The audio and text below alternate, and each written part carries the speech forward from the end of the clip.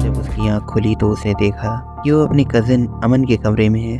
उसके मामा और अमन दोनों ही उसके पास परेशान खड़े थे। सिया ने उठकर पूछा कि वो तो कल रात जंगल में ही थी, तो वो इस कमरे में कैसे आई? अमन ने घबराते हुए बताया कि वो उन्हें जंगल में बेहोश मिली थी। अमन ने पूछा क्या हुआ था वहाँ?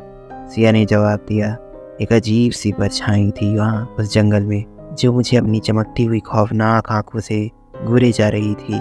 तभी सिया के मामा का ध्यान उसके गले पर गया। उन्होंने सिया से पूछा, तुम्हारा नेकलेस कहाँ है सिया? सिया ये देखकर दंग रह गई, क्योंकि अभी तक उसका ध्यान अपने खाली गले पर गया ही नहीं। उसने जवाब दिया, मुझे लगता है कि शायद मेरा नेकलेस जंगल में ही गिर गया। सिया के लिए वो नेकलेस काफ़ी इम्पोर्टेंट था, क्योंकि वो उसकी माँ की आखिरी निशानी थी।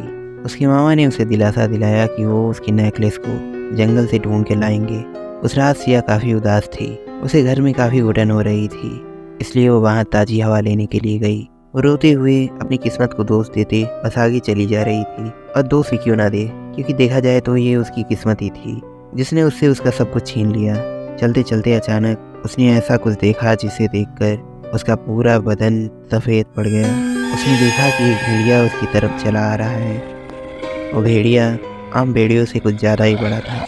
वो भेड़िया उसके एकदम करीब आ गया। सिया को ना जाने क्या हो गया था।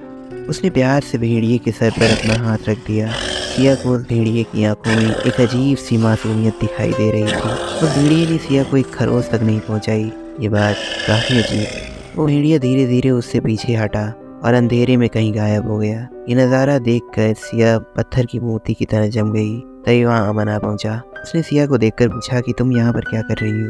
अंदर सब तुम्हारा इंतजार कर रहे हैं, चलो। सिया ने कहा, मैं थोड़ी ताज़ा हवा लेने के लिए बाहर आई थी, तुम चिंता मत करो, मैं थोड़ी देर में वापस आ जाऊंगी। उस रात कार्ला अपने घर के बाहर बरामदे में अपने डैड से फ़ोन पर बात कर रही थी। अपने डैड से बात करने के बाद जैसे ही वो फ़ोन रखकर अंदर जाने को हुई कि तभी उसे पीछे से किसी भेड़िए के कुर्राने की आवाज़ आई, और जब उसने पीछे मुड़कर देखा तो उसकी आंखें फटी की फटी रह गई, क्योंकि उसके पीछे एक बहुत बड़ा सा भेड़िया पेड़ के बगल में खड़ा था। उस बड़े से भेड़िए को देखकर कार्ला का चेहरा डर के मारे सफ़ेद पड़ गया था। अगले सुबह कार्ला ने सिया के मामा को कल रात की घटना के बारे में बताया। सिया के मामा एक पुलिस इंस्पेक्टर थे। सैल्मन क्रीक का एरिया उन्हीं के जुरिडिक्शन में आता था, इसलिए वो कार्ला के साथ जंगल में गए मामले को इन्वेस्टिगेट करने के लिए। जंगल में कुछ दूर चलने पर उन्होंने खून से लथपथ एक हड्डियों का ढांचा देखा। उसे देखकर ऐसा लग रहा था कि उस जानवर को कुछ घंटे ही पहले मारकर खाया गया है, क्योंकि खून एकदम ताज़ा था। ये नज़ारा देखकर सिया के मामा के कान खड़े हो गए। अगले दिन जब सब स्कूल पहुंचे तो सिया के क्लास टीचर एलियान सर ने क्लास में एक अनाउंसमेंट किया कि भेड़ियों की बढ़ती दहशत को देखकर सरकार ने सॉल्मन क्रीक में कर्फ्यू का ऐलान किया है, और इसलिए अगले 5 दिन तक सारे स्कूल बंद रहेंगे। इसके बाद बाकी के क्लास टीचर्स ने भी अपनी अपनी क्लास में ये अनाउंसमेंट कर दिया। भेड़ियों के आतंक की चर्चा पूरे स्कूल में हो रही थी। कार्ला ने सिया और शॉन को कल रात की सारी घटना बताई, जिसे सुनकर सिया को थोड़ा ताज्जुब हुआ, क्योंकि कार्ला ने जिस बड़े भेड़िए को देखा था वो वही भेड़िया उस रात सिया को भी दिखाई दिया था।